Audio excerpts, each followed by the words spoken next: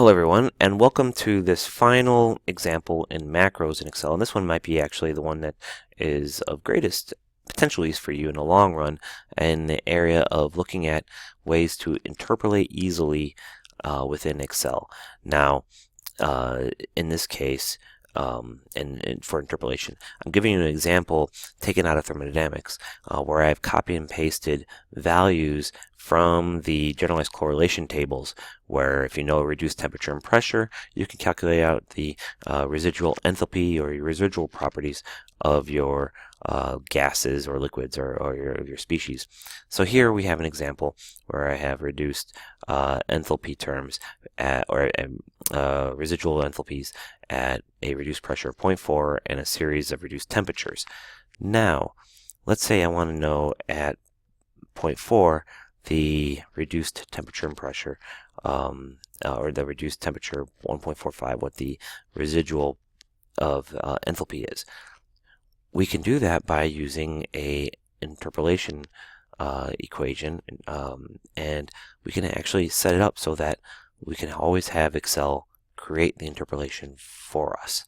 And let's do that by going to Developer, going to, and we'll create a table where we can put a blank cell in. We could actually insert a cell, put a value that we want to know in, and start at that point. That'll be our reference point for how this macro program was going to work.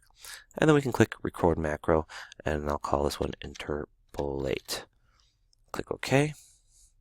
And now it's going to record. So in this interpolation macro, I'm going to ask it to go to the cell next to it and hit equals. And now the function is just going to be this nice interpolation function. So it's going to equal to the y1, this referencer from the bottom one, plus the x, let me do this, x minus x1 divided by this minus x2 minus x1 times y2 minus this one. I went kind of fast. Hopefully you can follow what we did. You can always pause it and check it out, but it's really just ratioing the distance between these cells and getting that value. This is interpolation. But now that we had it, I want to actually highlight this to make sure we know, and Excel knows that we know, that this is an interpolated value.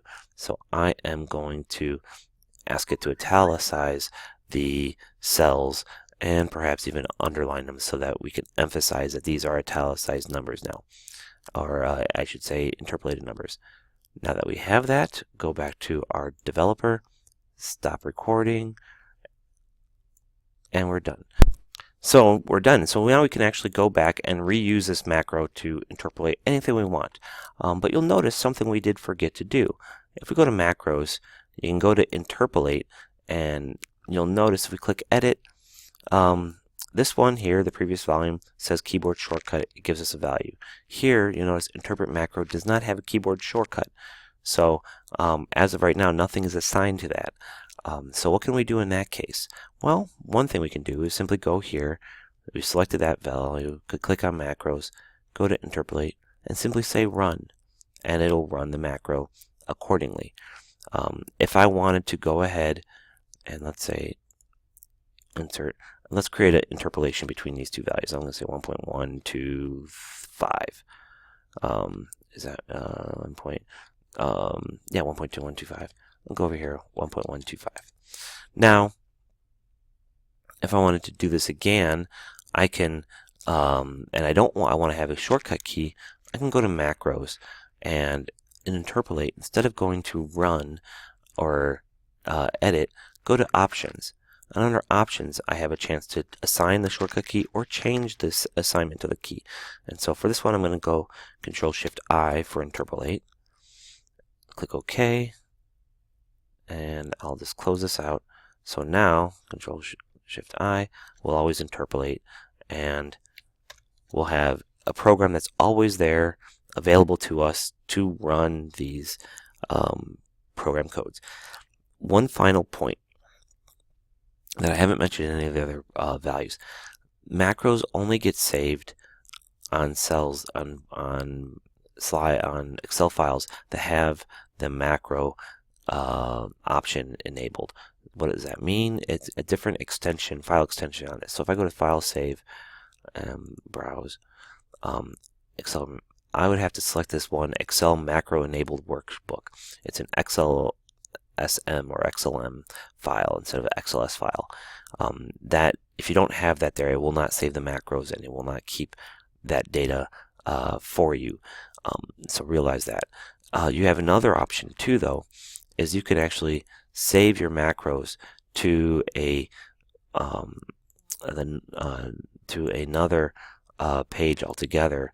You can say the macros all workbooks in this workbook or otherwise, and you can actually change the location of where you're saving this to a general file that will always be available to you, so that no matter what you have open or where you save it, if you open up this file, you can run the macros in any other Excel file that you're working on. So that's just another option available to you and something to keep in mind. But beyond all that, that's as far as we want to go with macros in Excel. This is just the tip of the iceberg. Some of the things you can think about is if you look in here in design mode, and otherwise you can actually create form fields. You can have it be entering in fields. You can have it create pop-up windows. There's rather extensive options available to you that are quite powerful and are beyond the scope of this course. But this is something. It's a great way of starting to dip your toes into the water of programming and learning a little bit more about what you can do. So thanks.